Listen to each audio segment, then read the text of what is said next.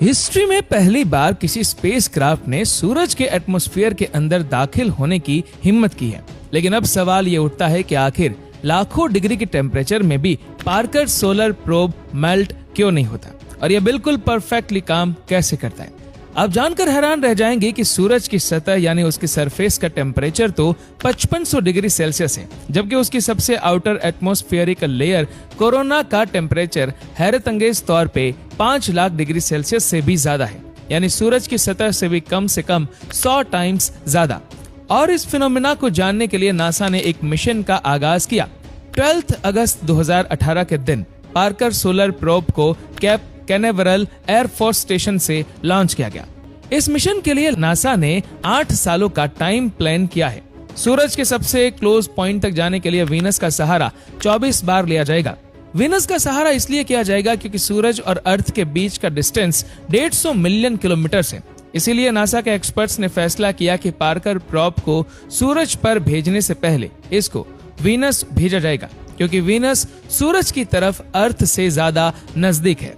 हर एक चक्कर में 37 घंटे ऐसे होते हैं जिसमें सूरज पर रिसर्च करने का मौका मिलता है, यानी टोटल 8 सालों में ये प्रोब सूरज पर 900 घंटे की रिसर्च कर पाएगा। 28 अप्रैल 2021 ये वो दिन था जब नासा ने कंफर्म किया कि पार्कर प्रोब अपने 8वें चक्कर में सूरज की कोरोना लेयर में सक्सेसफुली दाखिल हो चुका है। कोरोना का मिस्टीरियसली सूरज की सतह से भी 100 टाइम्स ज्यादा गर्म होना वाकई एक हकीकत था, जिसको पार्कर प्रोब ने भी वेरीफाई किया। अब आ जाते हैं हम अपने मेन सवाल की तरफ कि आखिर इतनी ज्यादा गर्मी में पार्कर सोलर प्रोब मेल्ट क्यों नहीं हो रहा है। पार्कर प्रोब की जो साइड सूरज को फेस किए हुए है वहां एक हीट शील्ड लगाई गई है, जिसको कार्बन फॉर्म से बनाया गया है।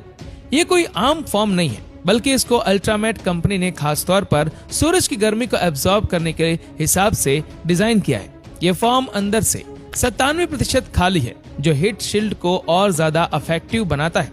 इसके अलावा इस पर कार्बन कंपोजिट की एक लेयर भी चढ़ाई गई है, जिसको ग्रेफाइट और रेजिन से मिलाकर बनाया गया है। ये मिक्सचर हीट शील्ड की दोनों साइडों पर लगाकर इसको सुपर हीट किया गया, जिससे ये कार्बन की प्योरेस्ट फॉर्म में बदल गया। और अब हम सब जानते हैं कि कार्बन की हीट कंडक्टिविटी बहुत अच्छी होती है, और आखिर में इस हीट शील्ड की वो साइड जो सूरज की तरफ है उस पर व्हाइट सिरामिक पेंट भी किया गया, ताकि सूरज की ज्यादातर रोशनी अंदर दाखिल होने से पहले ही रिफ्लेक्ट हो जाए। हीट शील्ड के अलावा पार्कर सोलर प्रोब का बाकी का हिस्सा ऐसे डिजाइन किया गया है कि वो हमेशा हर वक्त इस शील्ड की परछाई में ही होगा। पर इन सब चीजों के बाद भी पार्कर प्रोब ज्यादा से ज्यादा 2500